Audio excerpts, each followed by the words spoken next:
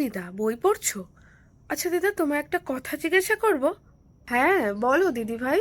আচ্ছা দিদা, রাস্তায় যে এত দুস্থ মানুষরা থাকেন, যাদের দুটো হাত থাকে না, বা কারুর বা দুটো পাই নেই, কেউ বা চোখেই দেখতে পারে না, বা স্পেশাল হয়ে জন্মায়, তাদের এরকম শাস্তি কেন হয়? মানে আমি বলতে চাইছি যে তাদের জন্মটাই এত কষ্ট করে কেন দেয় ভগবান? খুব ভালো প্রশ্ন করেছো তুমি।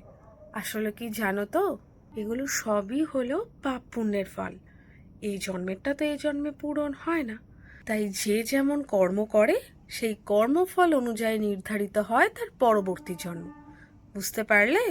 আর দিদা, তাদের যারা বিনা কারণে মানুষদের মারছে, হয়তোবা ভাতে বা হয়তোবা জানে মেরে ফেলছে, বিনা কারণে বাচ্চা বাচ্চা শিশুগুলো যে মরছে, তাদের কোনো শাস্তি হবে না?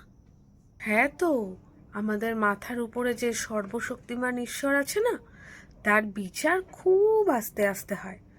মানুষ তো যে শাস্তি দেবে সেটা তৎক্ষণাৎ, কিন্তু ঈশ্বরের শাস্তি দিয়ে কেউ বাঁচতে পারে না।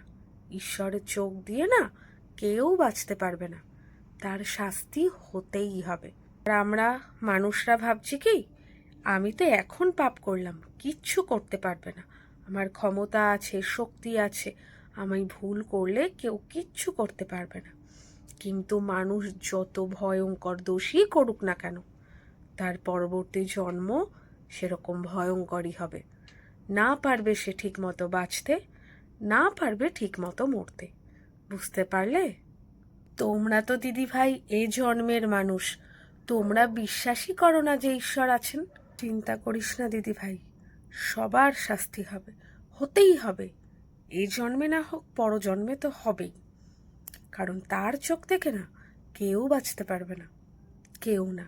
তার মানে ঈশ্বর আছেন বলছো, আর শাস্তি সবাই পাবে, তাই তো?